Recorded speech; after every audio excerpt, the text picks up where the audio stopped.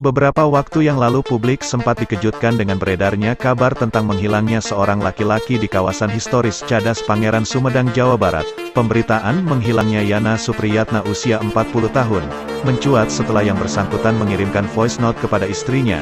3 voice note yang beredar di publik dipercaya merupakan pesan terakhir Yana sebelum menghilang di Cadas Pangeran.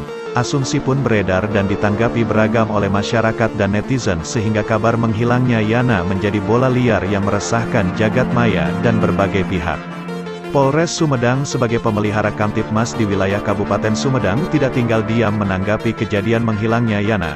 Kapolres Sumedang AKBP Eko Prasetyo Robianto memerintahkan jajarannya untuk menggelar pasukan pencarian, dibantu dari Kodim 0610 Sumedang, BPBD, Basarnas, anjing pelacak K9 Polda Jabar dan relawan untuk mencari Yana di dasar jurang Cadas Pangeran.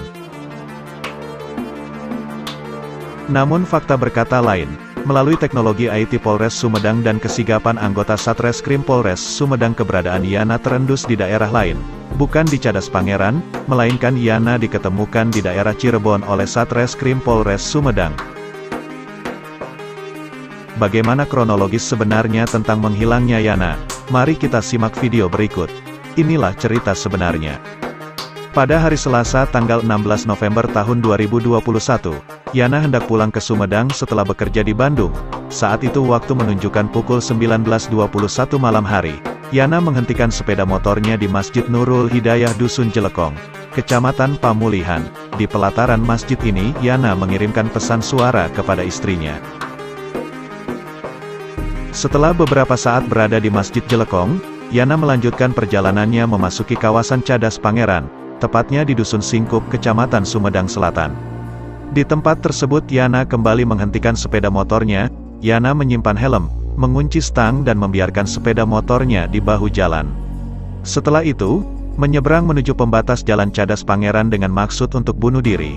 Namun hal tersebut urung dilakukan Yana karena teringat akan keluarganya. Dalam kondisi hati tidak menentu, Yana berjalan kaki ke arah timur Cadas Pangeran mencari tempat sunyi hingga tiba di pertigaan Cadas Pangeran menuju jalan setapak ke arah utara Cadas Pangeran hingga sampai di sebuah lapangan voli. Di lapangan voli itu Yana berniat membuat rekaman suara kembali untuk istrinya. Namun, tidak jadi karena lokasi tersebut terdapat beberapa warga. Yana kembali berjalan kaki menuju jalan raya menyeberang jalan hingga sampai di Masjid As-Salam Desa Ciherang, Kecamatan Sumedang Selatan.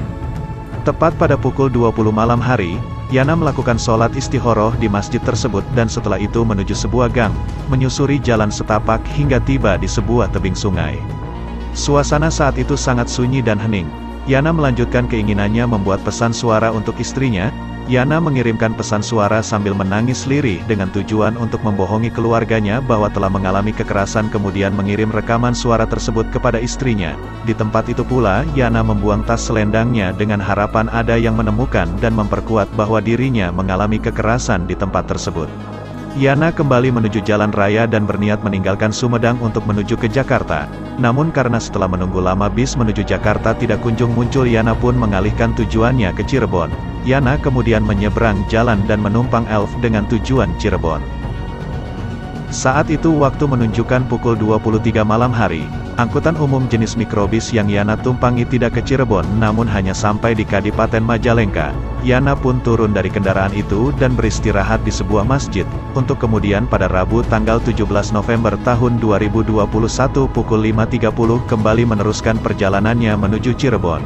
Tepat pada pukul 8 pagi hari, kendaraan umum mikrobis yang Yana tumpangi untuk kedua kalinya kini tiba di Terminal Harjamukti Cirebon.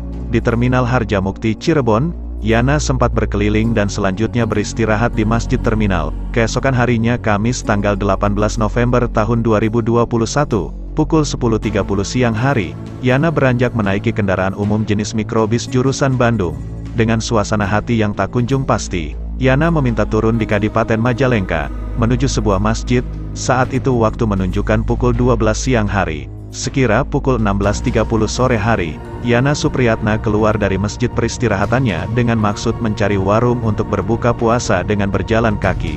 pada waktu yang bersamaan anggota Satuan Reserse Kriminal Polres Sumedang yang mencari keberadaannya dapat mengamankan Yana tepat di samping Klinik Jantung Husna Medika, Jalan Raya Timur Kecamatan Kadipaten Kabupaten Majalengka pada pukul 17 sore hari. Dan selanjutnya Yana dibawa ke Mapolres Sumedang. Itulah keterangan Yana orang hilang yang misterius di Cadas Pangeran, saat diperiksa Satreserse Kriminal Polres Sumedang.